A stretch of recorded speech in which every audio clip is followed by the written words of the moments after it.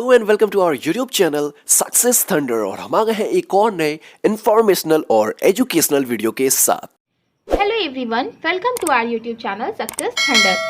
तो आज हम लोग एक स्क्वायर बेस्ड अरेंजमेंट करेंगे जिसमें कि 8 लोग हैं और कुछ लोग कॉर्नर्स पे बैठे हैं, कुछ लोग मिडल्स पे बैठे हैं और सबकी फेसिंग भी डिफरेंट है। जो लोग कॉर्नर पे बैठे हैं वो लोग सेंटर फेसिंग कर रहे हैं और जो लोग मिडिल में बैठे हैं वो लोग आउटसाइड फेसिंग कर रहे हैं। और साथ में हम लोग एक सिलोगिज्म का क्वेश्चन भी सॉल्व करेंगे, पॉसिबिलिटी वाला। तो पॉसिबिलिटी वाला, ओनली वाला, ये सब जो ट्रिकी शब्द होते हैं सिलॉग्स में आते हैं, तो इस चीज़ को हम लोग समझने की कोशिश करेंगे। उससे पहले आप इस क्वेश्चन का एक बार स्क्रीनशॉट लो और इसको खुद से करने की कोशिश करिए और देखिए आपको कितना समय लग रहा है। ठीक है, उसके बाद आप मेरी अप्रोच को देखिए, फॉलो करिए और फिर देखिए आपको कितना समय लगता है। तो अगर आपकी अपनी अप्रोच से ही आपको कम समय लग रहा है तो well and good, go with it. अगर आपको मेरी अप्रोच से अगर मान लीजिए कि 30 सेकेंड्स भी कम समय लग रहा है तो आपको मेरी अप्रोच ही फॉलो करनी चाहिए, बिकॉज एग्जामिनेशन में 10 सेकेंड्स भी बहुत इंपॉर्टेंट होते हैं। ठीक है, तो अगर आप चैनल पे न्यू आए हो तो एक बार चैनल को सब्सक्राइब कर लीजिएगा, वीडियो को लाइक करिएगा और शेयर कर दीजिएगा। चलिए क्वेश्चन को पढ़ना शुरू करते हैं। लाइन बाय लाइन हिंदी में पढ़ेंगे ताकि सभी मीडियम के बच्चों को अच्छी तरीके से क्वेश्चन समझ में आए। तो क्वेश्चन में लिखा है 8 persons are sitting around a square table. 8 लोग हैं जो कि स्क्वायर टेबल पे बैठे हुए हैं। 4 of them sits at 4 corners। 4 लोग कॉर्नर्स पे बैठे हैं, 4 लोग मिडिल में बैठे हैं। जो लोग कॉर्नर पे बैठे हैं वो सेंटर फेसिंग कर रहे हैं, जो लोग मिडिल में बैठे हैं वो लोग आउटसाइड फेसिंग कर रहे हैं। Each of them likes different colour. सभी को डिफरेंट कलर भी पसंद है। कलर यहाँ पे नहीं दिया, ना तो पर्सन का नाम दिया है। ठीक है, तो आगे क्वेश्चन पढ़ेंगे तो धीरे धीरे हम लोग को चीजें दिखती जाएंगी।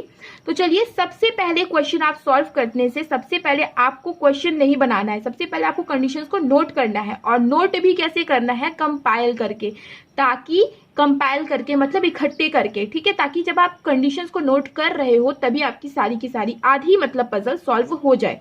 तो देखिए क्वेश्चन में सबसे पहला लिखा है line, R does not like magenta. R को मैजेंटा नहीं पसंद है, तो ठीक है, हमने नोट कर लिया।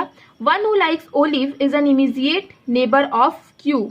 मतलब ओलिव और क्यू जो है वो दोनों नेबर हैं। ठीक है, ओलिव और क्यू दोनों नेबर हैं। V sits third to the left of the one who likes magenta. Magenta के थर्ड लेफ्ट पे कौन बैठेगा? वी बैठेगा। तो हम नोट कर लेते हैं, V sits third to the left of the one who likes magenta. Only 2 persons sits between V and S. V और एस के बीच में केवल 2 ही लोग बैठेंगे। ठीक है, हमने इस चीज को भी नोट कर लिया। One who likes yellow sits immediate right of S. S के इमीडिएट राइट पे वो बैठता है जिसको येलो पसंद है। जब मैं कहती हूँ कंडीशंस को कंपाइल करके लिखना है, इसका मतलब कि जैसे एस से बात हुई, आगे जब एस की कभी बात है या वी की बात है तो वी की कभी आगे क्वेश्चन में बात है, तो हमें जो कंडीशन नोट करनी वो इनके बगल ही नोट करनी है। इस तरीके से आपका 50% काम यही खत्म हो जाएगा। जब आप क्वेश्चन सॉल्व करिए इस तरीके से आपको खुद ही रियलाइज होगा। तो one who likes yellow sits on the immediate right of S. Okay, one who likes pink sits second to the right of are.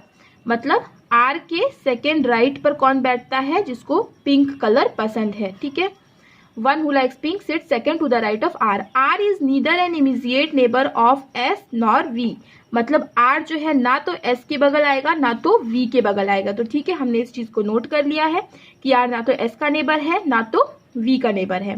Only 1 person sits between T and the one who likes pink. तो देखो pink की बात हुई तो मैं यहाँ पे लिखूंगी टी और पिंक, जिसको पिंक पसंद है, इन दोनों के बीच में केवल एक ही पर्सन बैठते हैं। Only 1 person sits between T and the one who likes pink. W seats on the immediate left of the one who likes green. Green और डब्ल्यू की यहाँ कहीं बात नहीं, तो कहीं पे भी आप लिख सकते हो। तो यहाँ पे लिखा है W sits immediate left of the one who likes green. मतलब जिसको ग्रीन पसंद है उसके इमीडिएट लेफ्ट में कहीं ना कहीं डब्ल्यू आएगा। तो देखिए कंडीशंस नोट करने का सबका अपना अपना अलग अलग तरीका हो सकता है, तो आपको जिस तरीके से समझ में आएगा आप वैसे नोट करो। मेरा ये तरीका है तो मैं ऐसे लिखती हूँ। ठीक है, W seats on the immediate left of the one who likes green and P likes grey. P को क्या पसंद है? ग्रे पसंद है। तो यहाँ पे पी के बारे में कहीं बात नहीं की गई है, तो यहाँ पे कहीं पे भी आप नोट कर सकते हो कि पी को जो है वो ग्रे पसंद है। ठीक है, one who likes magenta doesn't face inside. जो मैजेंटा जिसको पसंद है वो इनसाइड नहीं करता है फेस, मतलब वो आउटसाइड करता है। तो ये आउटसाइड करता है, यहाँ पे लिख दो कि मैजेंटा जो है वो आउटसाइड फेस करता है। P is not an immediate neighbour of T। तो T के बारे में यहाँ बात हुई थी, तो यहीं पे लिख दो कि P जो है वो T का नेबर नहीं होगा। ठीक है, P और T के बारे में यहीं पे हमने लिखा, तो P जो है वो T का नेबर नहीं होगा। One who likes purple is an immediate neighbour of P, मतलब जो पर्पल होगा और जो P होगा ये दोनों ही क्या होंगे, नेबर होंगे। ठीक है, तो हमने इसको नोट कर लिया कि पर्पल और P जो होगा वो नेबर होगा। तो one who likes purple is an immediate neighbour of P। और U को कौन सा कलर पसंद है, U को ब्लू कलर पसंद है। तो U को कौन सा कलर पसंद है, ब्लू कलर पसंद है। कभी भी क्वेश्चन में आप एक चीज नोटिस करना, अगर U आता है ना तो V भी जरूर आता है। तो जब U और V आता है और जब आप उन दोनों के बारे में लिखते हो तो वो लगभग सेम दिखता है। इसीलिए कभी आप U लिखो तो U के ऐसे करके एक हल्का सा गोल लगा दो, ताकि आपको समझ में आए कि हाँ आपने U के बारे में लिखा है, V के बारे में नहीं लिखा है। ठीक है, तो ये हमारी देखिए सारी की सारी कंडीशंस खत्म हो गई, हमने सब नोट कर लिया।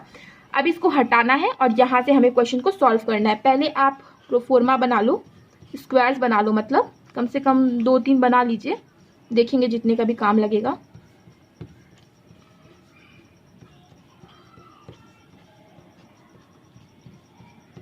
तो यहाँ पे मैंने ये प्रोफॉर्मा बना लिया है और यहाँ पे बोला गया था जो कॉर्नर्स पे है वो सेंटर फेस कर रहे हैं, जो मिडिल में है वो आउटसाइड फेस कर रहे हैं।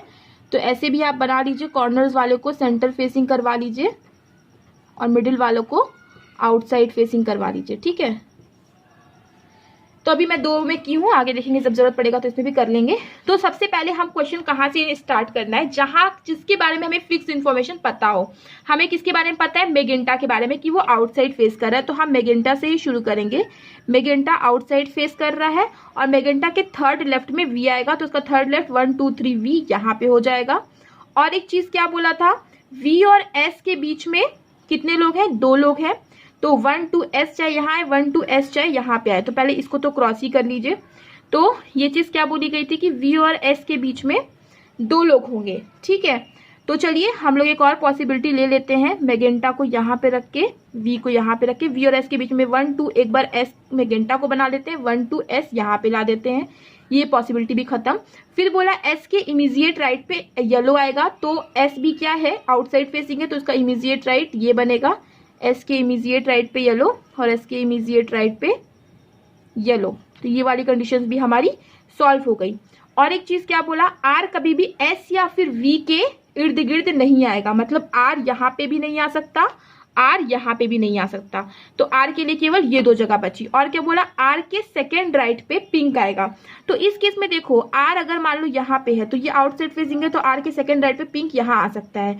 ठीक है, और मतलब R यहाँ पे है तो ये इनसाइड फेस है, तो R के सेकंड राइट पे पिंक यहाँ पे नहीं आ सकता। तो इस केस में R केवल यहीं आएगा और इसके सेकंड राइट पे पिंक यहीं पे आ सकता है।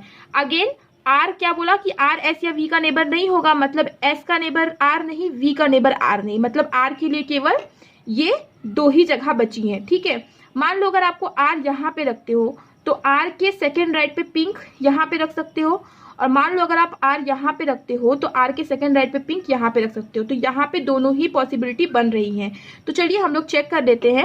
R ना तो यहाँ आएगा ना तो यहाँ, मतलब यहाँ 2 आएगा, तो एक बार R को यहाँ रखो, R के सेकंड राइट पे पिंक, तो एक केस में आप पिंक यहाँ पे रख लीजिए। ठीक है, और एक केस में आप एक और केस ड्रॉ कर लो, ऐसे करके मैजेंटा S येलो और V। ठीक है, तो क्योंकि V और S के बगल में तो R आएगा नहीं, और एक बार R को हमने यहाँ रख के देख लिया, तो एक बार R को यहाँ पे भी रख के देख लो। R के सेकेंड राइट पे पिंक कहाँ पे आ जाएगा, यहाँ पे आ जाएगा। तो ये कंडीशन भी सॉल्व हो गई, ये कंडीशन भी सॉल्व हो गई। ठीक है, और एक चीज देखिए, क्वेश्चन ने बोला था कि R कभी भी मैजेंटा नहीं हो सकता, राइट। R जब मैजेंटा नहीं हो सकता तो ये कंडीशन हमारी नहीं बन पाएगी, तो क्योंकि यहाँ पे R मैजेंटा हो गया था। ठीक है, तो ये कंडीशन हमारी क्या हो गई, सॉल्व हो गई।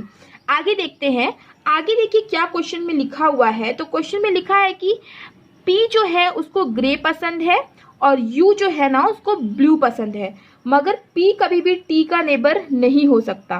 ठीक है, और पिंक और T के बीच में 1 लोग है, ये चीज लिखी हुई है। तो इस चीज को हम फिक्स करने की कोशिश करते हैं। मान लीजिए पिंक यहाँ है तो 1 T यहाँ नहीं आ सकता, 1 T यहाँ पे आ सकता है। इस केस में पिंक यहाँ है तो 1 T यहाँ नहीं आ सकता, लेकिन 1 T यहाँ पे आ सकता है। तो ये कंडीशन हमारी सॉल्व हो गई, राइट। और क्या बोला, P जो है उसको क्या पसंद है, उसको ग्रे पसंद है, बट पी टी का नेबर नहीं है, मतलब पी या तो यहाँ आएगा या तो यहाँ आएगा इस केस में। और इस केस में पी क्या बोला था कि पी जो होगा उसको ग्रे पसंद है, मगर पी टी का नेबर नहीं होगा, मतलब पी यहाँ पे तो आ नहीं सकता, मतलब पी यहीं पे आएगा और पी और ग्रे क्या होंगे, एक साथ में आएंगे। और एक क्या चीज बोला था कि यू और ब्लू एक साथ में आएंगे, तो यू और ब्लू के लिए इस केस में केवल यही जगह बची है। और इस केस में देखो पी यहाँ नहीं आएगा, राइट, पी यहाँ नहीं आएगा क्योंकि पी टी का नेबर नहीं हो सकता, तो पी के लिए अभी दो दो जगह बची हुई है। ठीक है, तो अभी हम इस चीज को फिक्स नहीं करते हैं क्योंकि फिर एक और पॉसिबिलिटी बनानी पड़ जाएगी, तो अभी इस चीज को हम रहने ही देते हैं। और क्या बोला था कि यू और ब्लू जो है वो दोनों क्या होंगे, वो दोनों बिल्कुल साथ साथ आएंगे, मतलब यू को ही ब्लू पसंद है, तो इसके लिए भी अभी केवल अभी तीन तीन जगह है, तो अभी इन दोनों चीजों को हम लोग फिक्स नहीं कर सकते हैं। आगे क्वेश्चन में लिखा है कि पी जो है वो किसका नेबर है, पी का जो नेबर होगा वो पर्पल होगा। ठीक है, मान लीजिए अगर हम पी को यहाँ रखते हैं तो पी का नेबर पर्पल यहाँ हो सकता है, मतलब आर को पर्पल पसंद होना चाहिए। मान लीजिए आप पी को यहाँ रखते हो तो पी का नेबर कौन होना चाहिए, एस। पी का नेबर ये तो मैजेंटा तो पसंद नहीं करेगा क्योंकि मैजेंटा तो ऑलरेडी मैजेंटा को पसंद करता है, तो पी का नेबर एस को ही क्या पसंद करेगा, एस ही पर्पल पसंद करेगा। तो ये दो केसेस बनेंगे।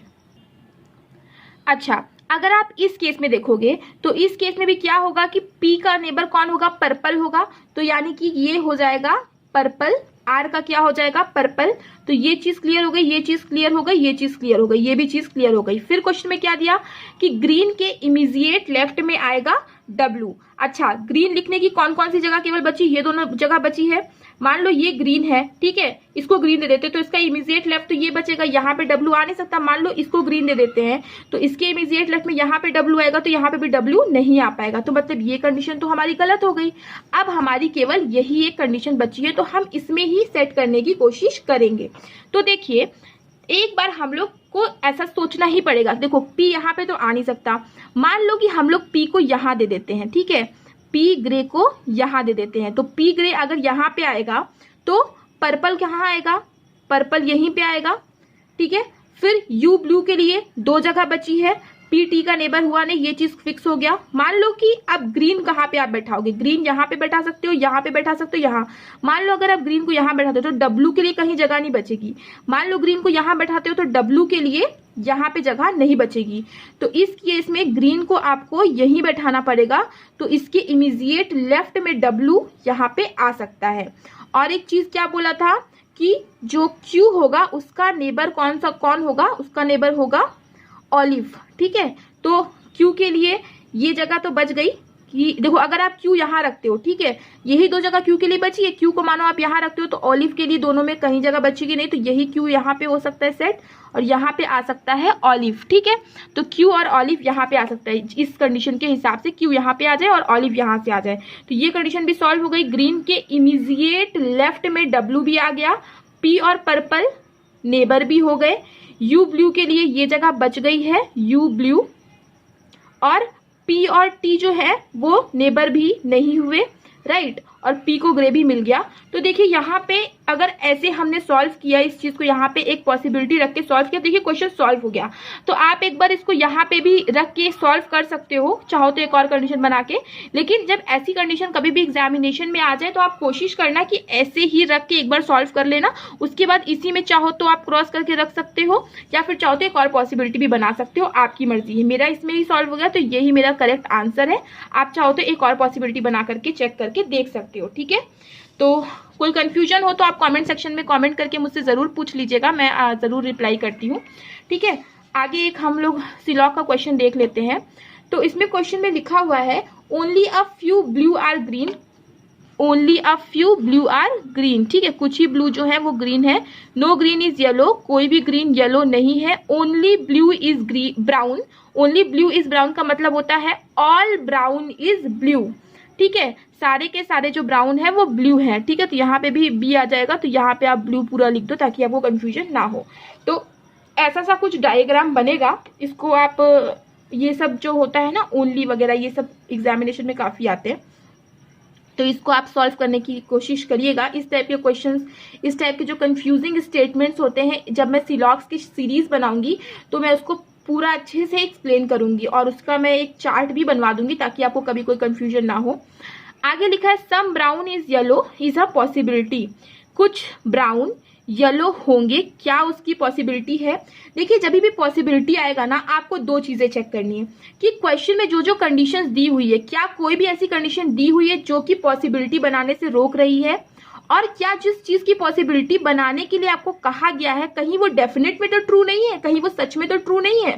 तो अगर कोई चीज अगर सच में ट्रू है तो उसकी पॉसिबिलिटी नहीं बनेगी। सेकंड, अगर क्वेश्चन में कोई ऐसी कंडीशन दे दी गई है जिसकी वजह से आपको ऐसा लग रहा है कि इसकी पॉसिबिलिटी नहीं बन सकती, तब भी पॉसिबिलिटी नहीं बनेगी, अदरवाइज पॉसिबिलिटी सही होगी। जैसे कि यहाँ बोला कुछ ब्राउन की येलो होने की कोई पॉसिबिलिटी है, तो देखिए ब्राउन कुछ येलो हो जाए, इस चीज के लिए कोई भी कंडीशन यहाँ क्वेश्चन में हमें रोक नहीं रही है, ठीक है। और दूसरी चीज भी कि हमें ब्राउन और येलो के बीच में इस चीज के बारे में कि some brown is yellow definite relation नहीं पता, तो ये भी इस केस में ये पॉसिबिलिटी सही हो जाएगी। अगर आपको इस चीज के समझ में ना आया तो एक बार वीडियो को रिवाइंड करके देखिएगा तो आपको समझ में आ जाएगा। एक और लेते हैं, some yellow is blue is a possibility. कुछ येलो ब्लू हो जाए, क्या उसकी पॉसिबिलिटी है? अगेन वही चीज आती है, कुछ येलो ब्लू है, क्या ऐसा क्वेश्चन में दिया है?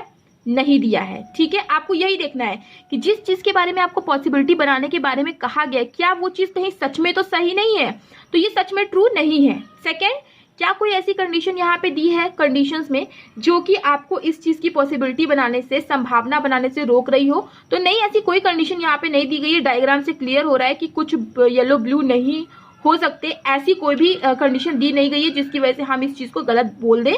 तो अगर ऐसी कोई कंडीशन नहीं दी गई है जिससे कि इस चीज की संभावना ना बन सके, दूसरी चीज, इस चीज के बारे में अगर हमें डेफिनेटली पता नहीं है तो इसकी पॉसिबिलिटी सही होगी, मतलब ये भी सही है और ये भी सही है, ठीक है। तो आप इस टाइप के क्वेश्चंस की प्रैक्टिस करते रहिएगा। आई होप आपको वीडियो पसंद आया हो। वीडियो पसंद आया है तो वीडियो को लाइक करिएगा, शेयर कर दीजिएगा और सब्सक्राइब कर दीजिएगा चैनल को। चलिए फिर मिलते हैं अपने नेक्स्ट वीडियो में। Thank you so much for watching. Subscribe to our channel by clicking the subscribe button. Click the bell button and enjoy the latest uploads from our channel.